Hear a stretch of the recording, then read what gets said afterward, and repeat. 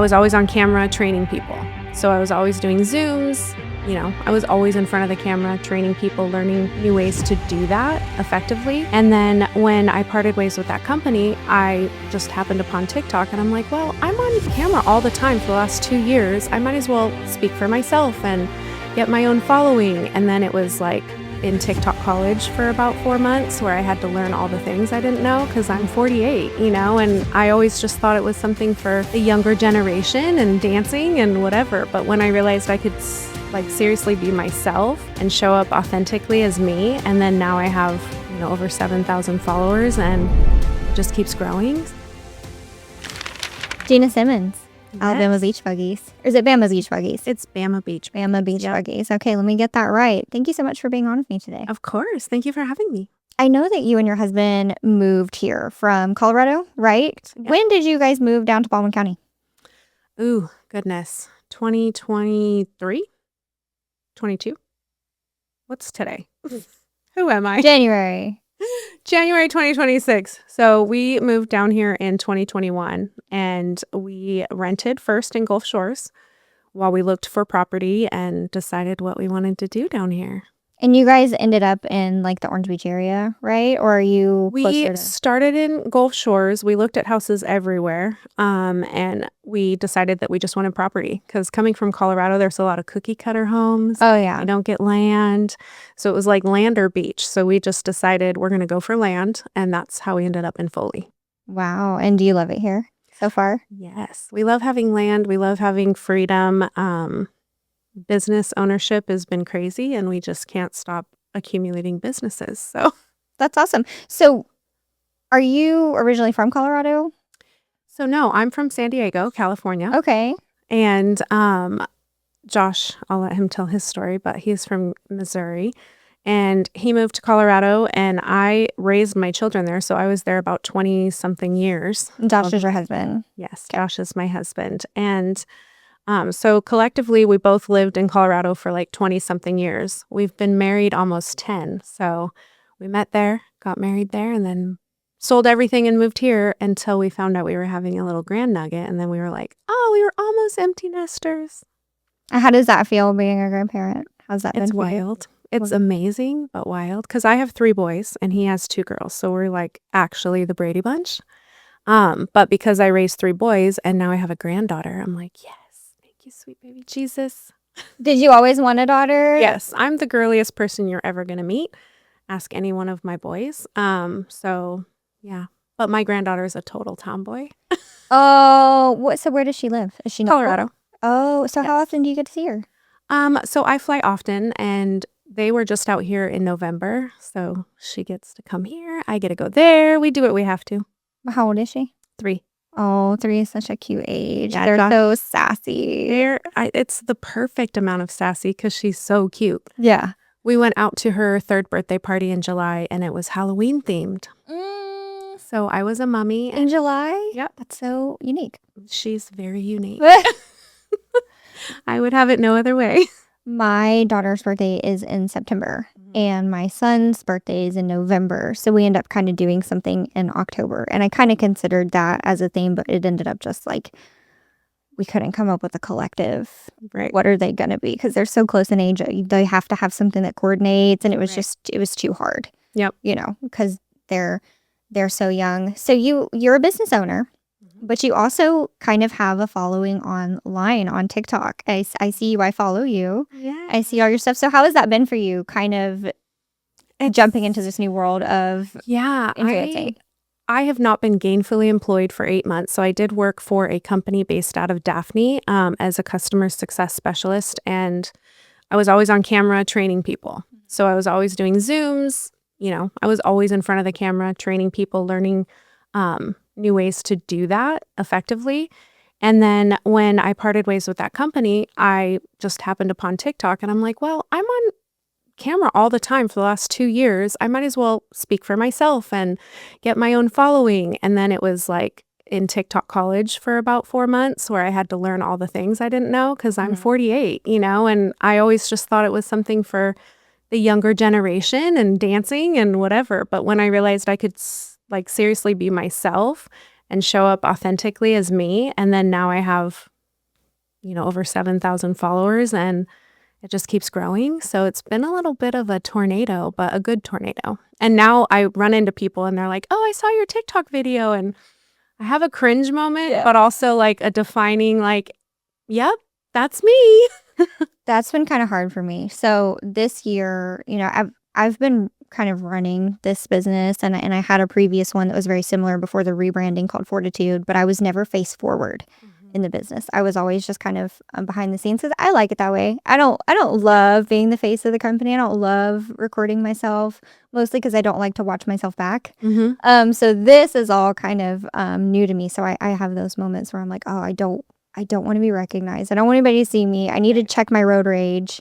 I need to make sure that I'm behaving in public. Let me not discipline my kids in the middle of the Mexican restaurant. Somebody's going to record it.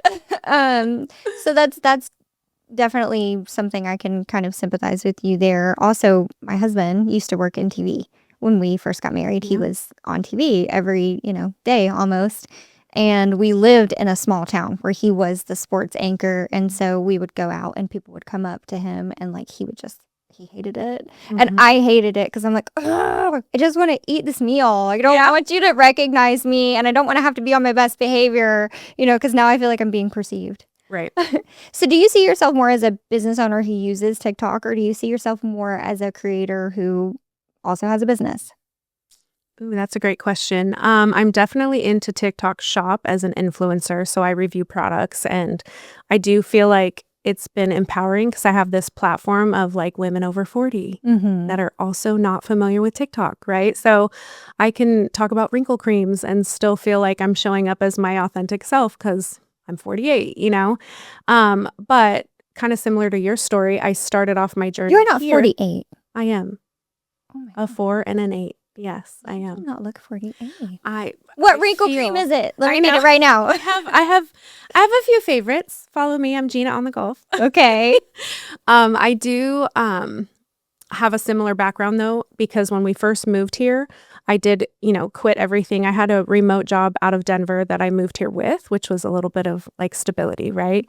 I quit everything and I was the director of marketing for Home Design Center locally. They've since closed their doors, but it kind of defined me here in the community as the director of marketing. Gina does marketing. So when I was no longer with that company, I did marketing for a lot of other businesses, and that kind of organically made my next role what it was. But I'm, like you said, I'm used to promoting other people.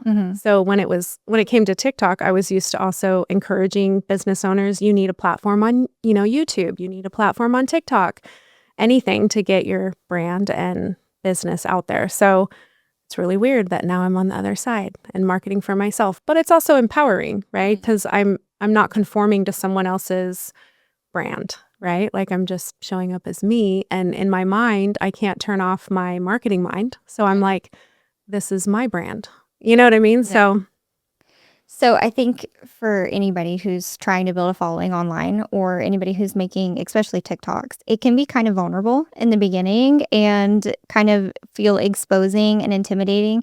Can you tell me about the moment where you realized people were actually paying attention? This morning. No. No. Basically, it's, again, I was so almost robotic to where I had been used to being on camera training other people that for me, I felt like it wasn't a moment, right, where it was like, wow, this is my platform. It was more growing my following, and other people that are here on the Golf are like, hey, you can go live. And I'm like, oh, how do I do that? How many followers do I need? Right. So being in the position of educating myself on how to monetize on TikTok, I learned not only about TikTok, but a lot about myself, right? Because I can get a free sample of soap or, just random. And I'm like, yeah, I can get it, but is that what I want to promote? And really kind of staying true to my authentic self. So it's been rough to kind of find that balance on, yes, I will love free samples. Please send me a $500 couch. And then I'm like, I don't have a need for a $500 couch, so really kind of a step. Yeah. I'll review it for you. Everyone says that. So, there's just, you're always kind of, it's empowering because now I can choose products that I can stand behind, and I can choose my hours. I can choose what I do and how often I do it, but it is consuming. It can be consuming, you know? And it's not like I'm not trying to get TikTok famous. I'm trying to get TikTok paid and also do it the right way because there's scammers out there. There's people that are like, oh, let me, give me all your money and I'll teach you everything you need to know about TikTok. Well, coming in as, a Gen X person that knows nothing about TikTok, I'm like, cool, yeah, take my money. I want to learn everything. And then I'm like, wait, you're not a coach? Cool. So there's just a whole nother level of you always get to find the dirty in business. You get to find the dirty in people. And I've found the dirty in TikTok as well. And it does empower me to just be different. I can still monetize and still be the light, So I'm a big believer in personal brands. It's part of what I do at Post Edit is I believe in building the personal brand because I believe that it converts to revenue with your business. Have you seen any of that? Have you seen that like your presence online is helping your business grow at Bama Beach Buggies at all? So Bama Beach Buggies hit 500 TikTok followers before I did. Okay. And I still find it very much, it's more easy for me to promote a brand or a business. And they're just easy to promote. It's literally the most convenient, wonderful tool that everyone wishes they had when they go to the beach. So, and look at where we live, you know? So I can take a buggy to the beach and enjoy a sunset and I get so many views because everyone wants to see the sunset, and here is my badass buggy. So what's been the most challenging part for you about running like a seasonal or tourist-based business? That's a good question. So originally we were like, it's great that it's seasonal because we were both gainfully employed. So we didn't want it to consume everything. And then summer hit and it consumed everything. So we just had to fit it in. So it's been a little bit of a struggle, but it's been really great to be able to offer the services on the off season. We get to kind of dive in locally, and we get to raffle off a buggy and we get to donate it for Make-A-Wish and things that we've gotten to be a part of that's been really fulfilling that we wouldn't have even thought of, What is a trend that you see people kind of in your niche do that you just like refuse? Like, I'm just not doing that. Like, what is one thing you've seen where you're like, I just don't care how many followers it would get me. I ain't doing it. There's not much. I'm just kidding. What? No. There's got to be something. Because I see things all the time. I'm like, absolutely not. That's a hard line. I just don't give them any energy, right? Like, it's like, oh, nope, doesn't align. Moving right along. So I can't even think off the top of my head. I mean, there's some things where I'm like, oh, I would totally do that. Yeah, I'll try that because I'm also like a try anything once type of gal. But still staying true to me, right? It's about branding. It's about branding myself. So I can't think of anything off the top of my head where I'm like, give me an example. Okay, so here's mine. I don't really do TikTok. I'm not a TikTok person. I haven't been able to figure out how to crack that algorithm. And honestly, I don't feel like I have the personality for it. Like, you have a great personality for it. You're super bubbly and like really good with people. And you're really good at being your authentic self and it comes out. Me, I'm more of a like the camera's rolling, let me perform kind of person because I'm just not a non-camera person. Right. So that's hard for me. But I do recognize the fact that I need to put something out there. So I've been trying to like make myself do it, but I've noticed a trend recently, and I don't have my children on the internet anywhere. Doesn't matter where you look for me at, you're not going to see them, not with their faces anyway.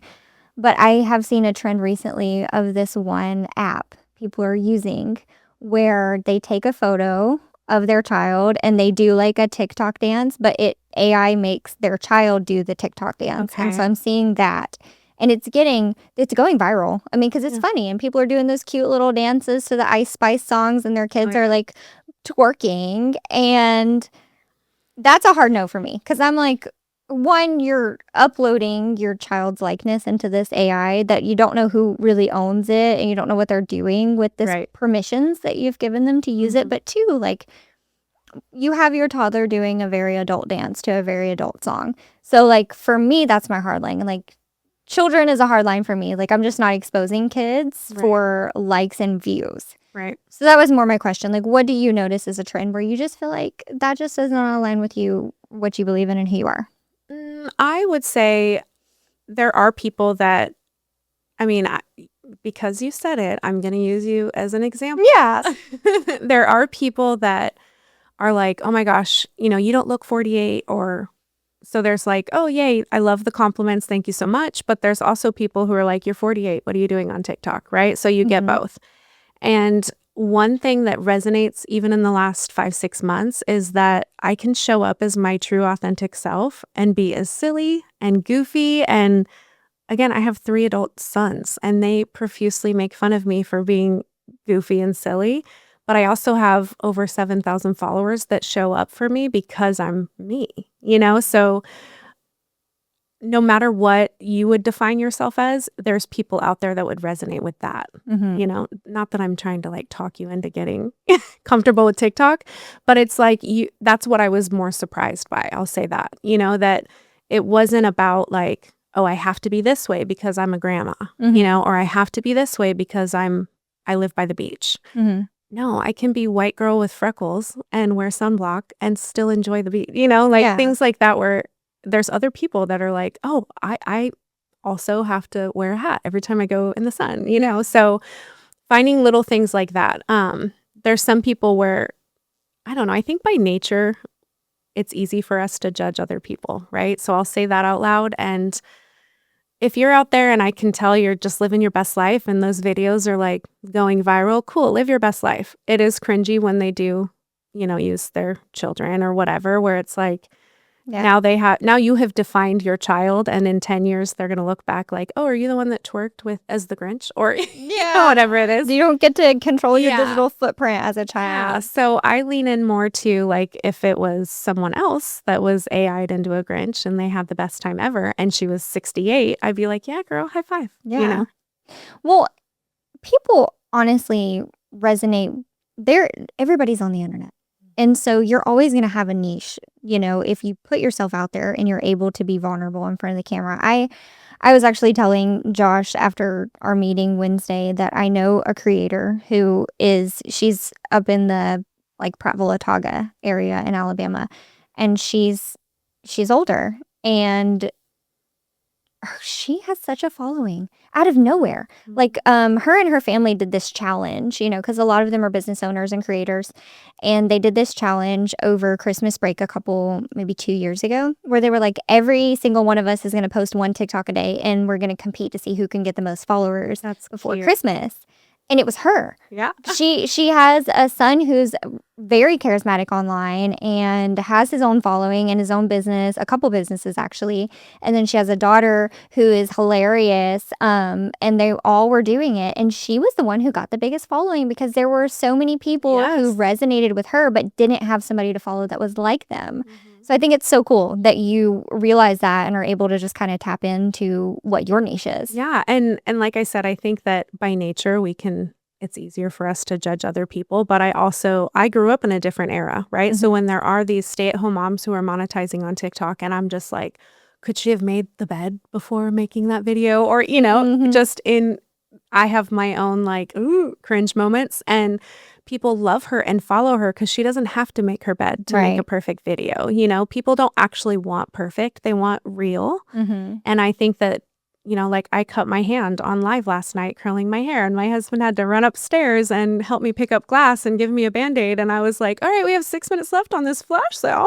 He is the glass guy. He is. So, but it's being raw and being real, like it's showing up in the moments that are hard, but also for me, even like every time before I go live, I could have 2 people in the room. I could have, like I said, 278, but somebody needs to see me or hear what I have to say. And there's been so many people that have tried TikTok and quit, or, oh, I didn't know this. And, those are the people that I feel like God sent to me, right? And it's like, no, girl, do it, and high five. And there's people that I am closer with on TikTok than I have in real life friendships because of that, because I know about their struggles, because I can see how far they've come, and we celebrate small wins together and we share tips and tricks. And I just think it's so cool because, there's people with different disabilities that they're trying to monetize. There's stay-at-home moms, there's grandmas. Yeah. And it's such a melting pot, and that's just where I fit in.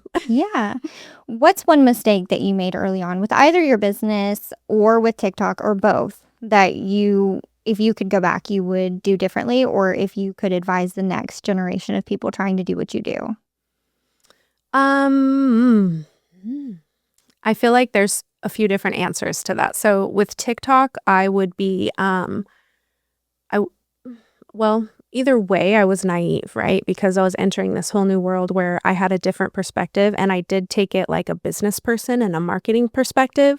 And then I was like, oh, it's up to me to grow the following. Oh, it's up to me to promote it. And there are really great coaches and programs out there. So either I would have aligned with and or, done the coaching direction, but I just didn't know. I didn't know that it would become this. So again, the more you know. With business, I think that my husband would agree with you that I am like balls to the wall. Like this is what we're doing, and we're going to go at 110 miles an hour, and that causes burnout. Yeah.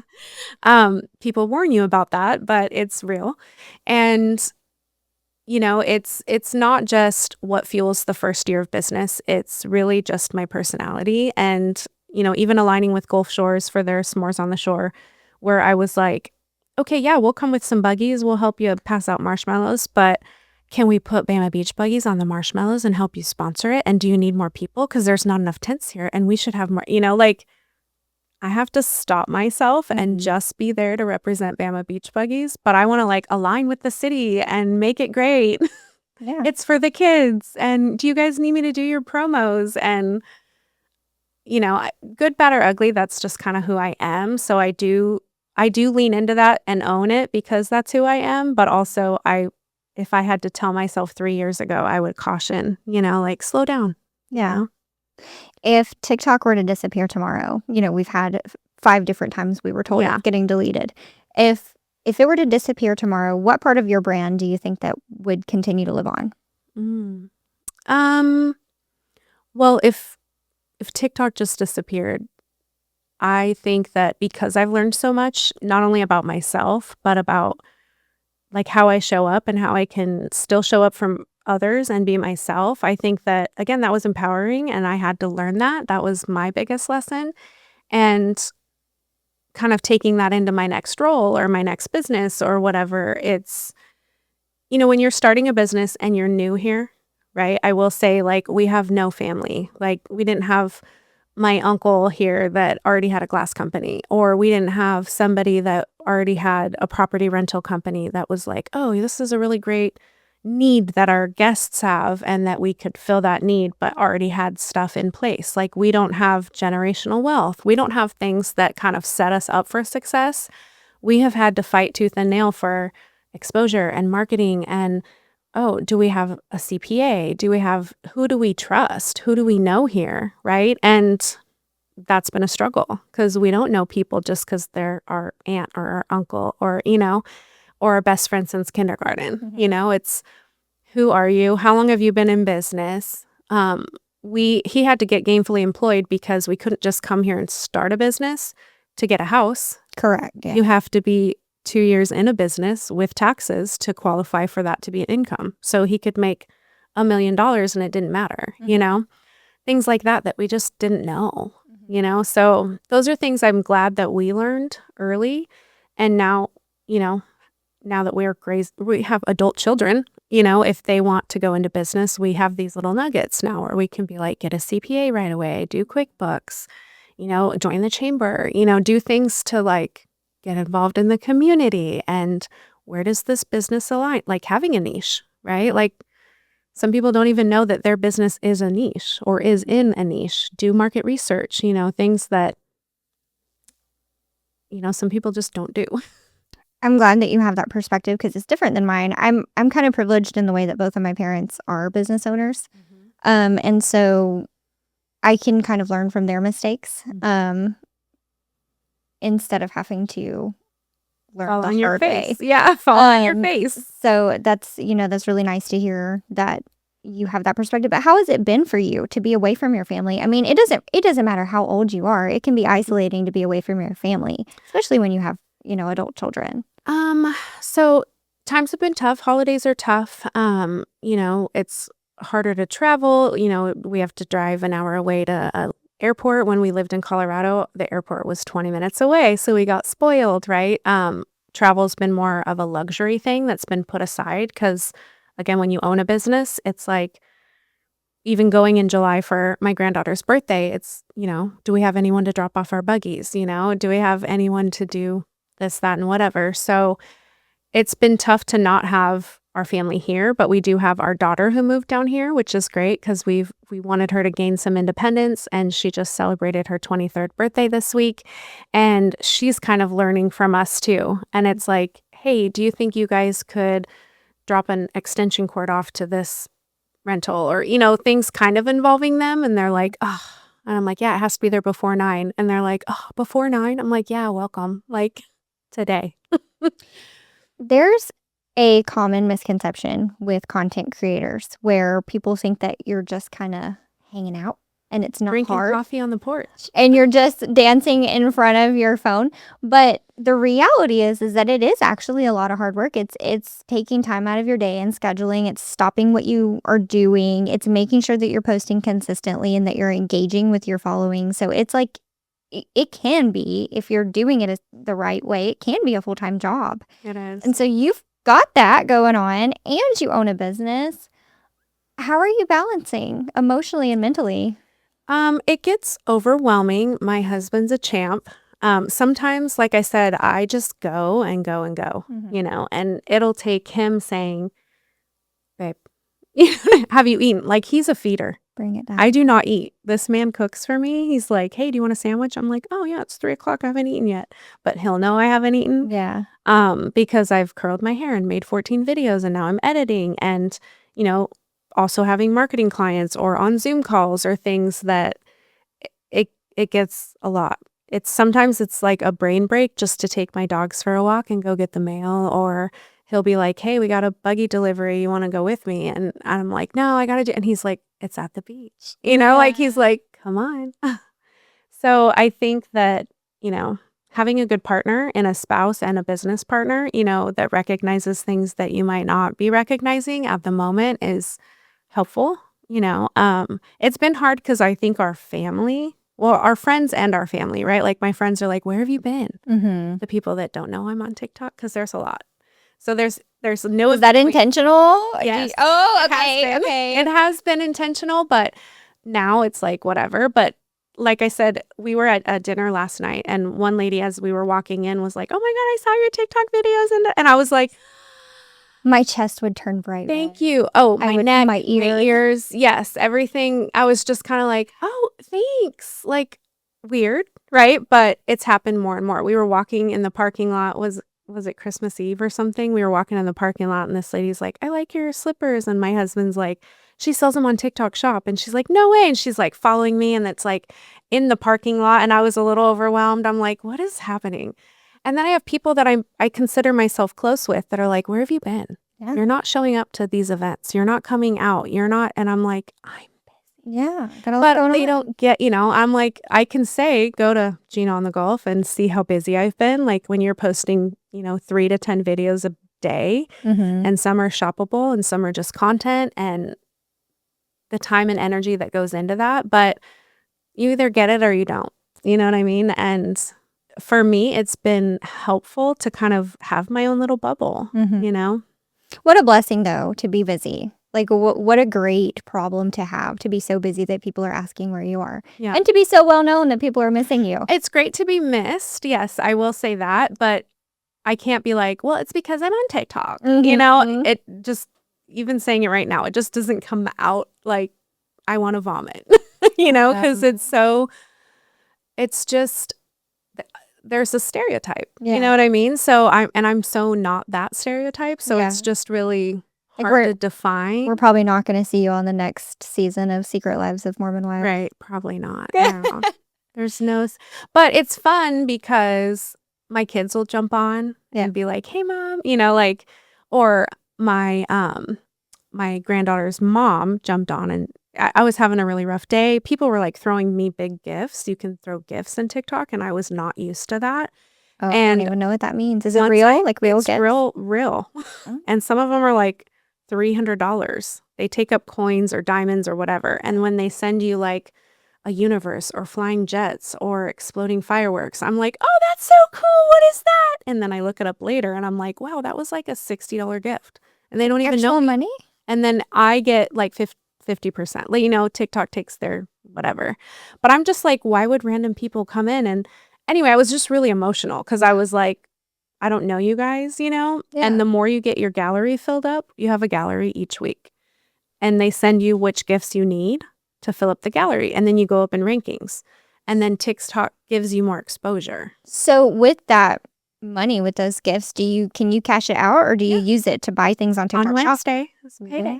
Wow. Yeah. Or you can buy coins to then throw in other people's room I as had gifts. no idea. It's a whole thing. Anyway, when people were in there throwing me gifts, I was like kind of overwhelmed. Like I'm all about like, yay, I want to wear a bow on my head. Yay, thanks so much.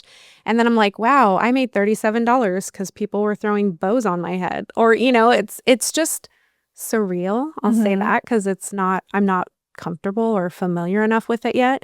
But then she joined and she's like, Sadie thinks Grammy is beautiful. And I was like, crying. Oh. And I'm like, wow, hi guys, I'm a Grammy and it's been an emotional day and I'm totally embarrassed now. Have you had any weirdos? Like I'm assuming that like most of your following is women, but have you had any weirdos like just Yes. Yeah. I have learned, I'll say that and I have a subset of quote unquote friends. We have actually like a group and we all chat and share tips and tricks with each other. And they are now assigned as mods, like moderators in my room. So sometimes people will go and put a bunch of like dashes to make like a penis. Or, and when you're trying to curl your hair, you're like, wait, is that a penis? Like, I don't know. For me, again, I'm a mom of 3 boys. I'm like, cool, do better, Yeah. But oftentimes if I have the right people in the room moderating my room, Right. then I have 200 and something people that are watching me do whatever, and my moderators are deleting those things and getting rid of the haters. But when I first started, I was like, oh my gosh, babe, there's like 20 men here that want to be my sugar daddy. Oh, I do not ever want to be in even a virtual room with 20 men. No, and it's constant. Like I would open up I'm like, babe, I now have 68 sugar daddies. And he would just laugh. I would select all and delete, but it's a real thing. Or people that are like, you're so beautiful. Can we paint a mural and give you royalties and blah, blah, blah. And I'm like, you're going to be the new princess of Saudi Arabia. Something weird, right? All the weird, right? Yeah. All the weird comes out. And I have shielded myself from that. Obviously, I'm happily married. So there's like, right. No, I don't know. But can you imagine the people that don't know? Yeah. Or that are victimized by that or get scammed by that? Like, if it's happening that rapidly, like I'm talking my first month, or I think I had 268 sugar daddies. Like it was a joke for me. And then you sit back and you're like, wow, in 30 days, 268 messages from random men, real, not AI bots, whatever. It's still creepy. And it made it just kind of in your face real. Like this is real life. And all it takes is one person to become a victim. Right. That's wild. Oh my goodness. But it happens, I'm sure. I just think it would take in that position somebody with so much like grace and slow to anger, because like me, I don't think I could do that. Like one phallic message in my life, I'd be over the edge. I'm out. I basically am like, you should probably take that back or I will embarrass you. Like I'm very sarcastic, by nature anyway. And I have fun and play with it for a while because some of the comments, it's just engagement. Yeah. And TikTok's like, wow, they're engaging in her live. So for me, it's the same thing if somebody comments on one of my posts, right? Where they're like, show me your butt or, like whatever it is. And I'm just like, no, but go look at my leggings video. You're welcome. Yeah. For me, I'm just like, come on, bring it all in. Cause I don't care enough, I guess. So, and again, I can turn it off and I have my husband and, like it's not, sometimes I'm like, who has time to do all that? Like, Right. I have friends that are actually bullied. Some of them are actually bullied, and I'm a moderator for their room. And I'm just like, what? Like, people just sit there and spew hate at other people, like, Yeah. just for fun? Like, what are we doing? You know? I Get a think life. I think that your attitude towards it is so good, and it probably comes with not being in your early 30s. Because me, I'm really famous actually in my bubble for doing an Irish goodbye. Like, Yeah. if I'm somewhere and I don't want to be there anymore, I'm just going. And like Right. my friends just understand that like if you don't see me anymore, it's because I'm already home. Yeah. I just didn't say goodbye. Off. Yeah. And I'm kind of, I feel like I would be the same way in a situation with a live video. Somebody would say something I don't like, and I'd just be like, I'm done. log out. And then Yeah. everybody's like, where'd she go? Don't know. But I no longer want your gifts, Yeah. you know? Not that important to me. You know how I know? Click. Yeah. Okay, so we talked a little bit about, you know, Bama Beach Buggies and you being an influencer, and Josh has his own episode coming up, and so I won't spend too much time on him, but he has his own business, and so you guys are kind of busy. Like, you guys are kind of all over the place. Like, he's a business owner. We feel like it. You're a business owner. You guys are obviously working together with a lot of these things. You have your own content going out. How are you balancing wife and husband and being together and being intentional about your relationship, and also spending so much of your time and energy on the things that you have going on?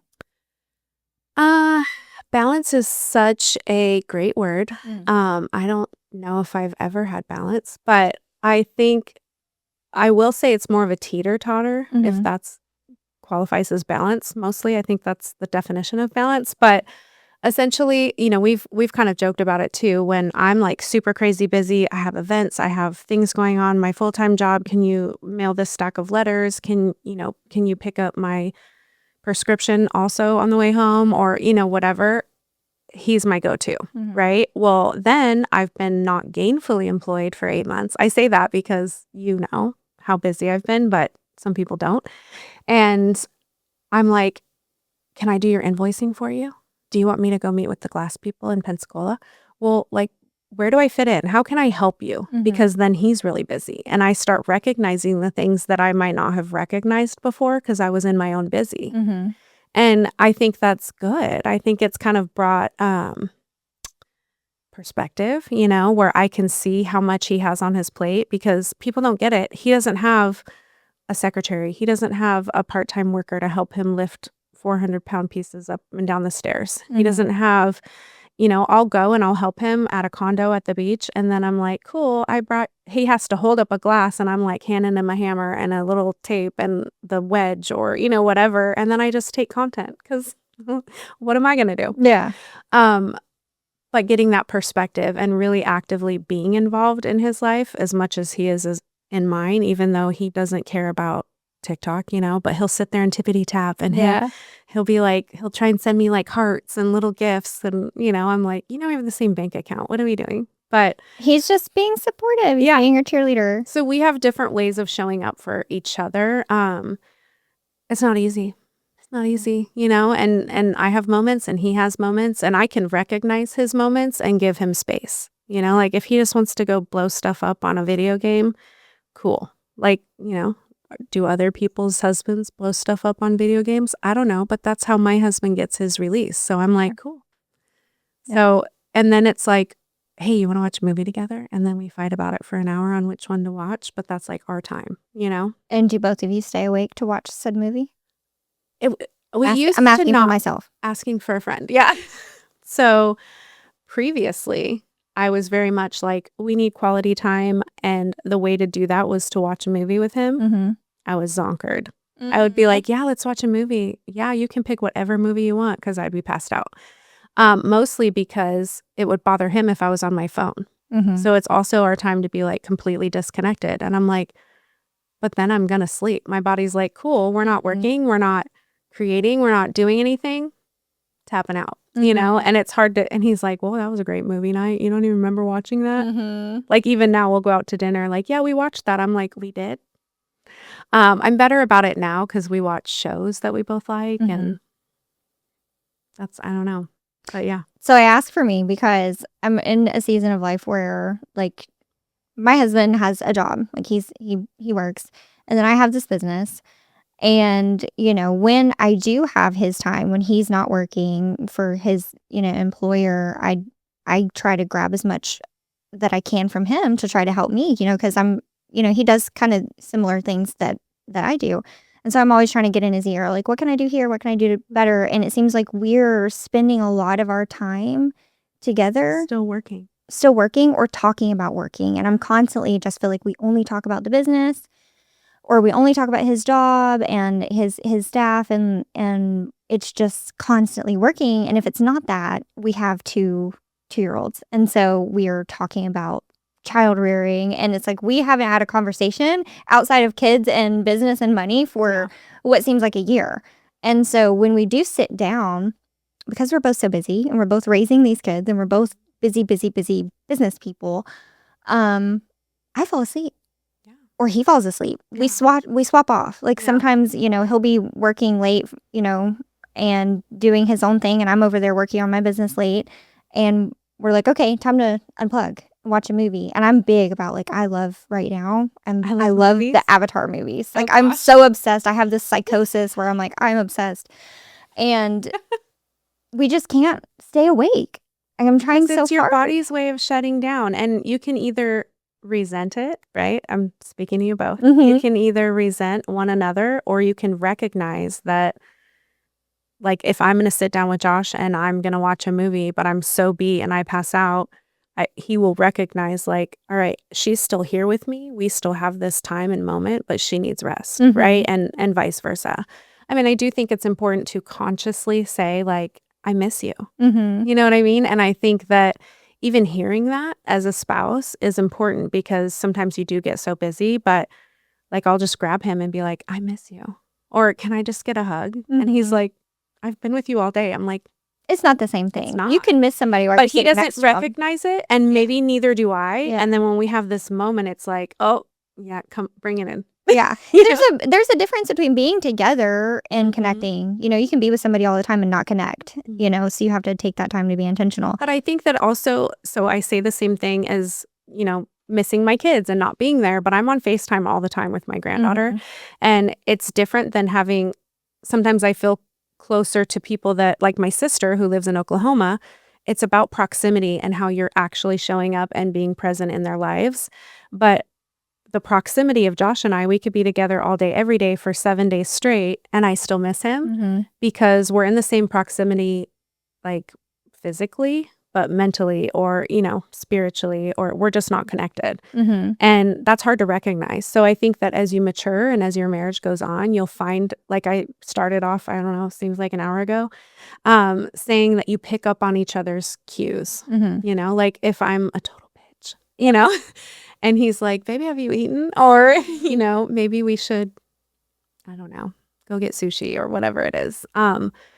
But if we can't afford sushi and he just shows up with like public sushi and it's the gesture, I'm like, so. What advice would you give someone who's trying to build an audience and like a physical business at the same time?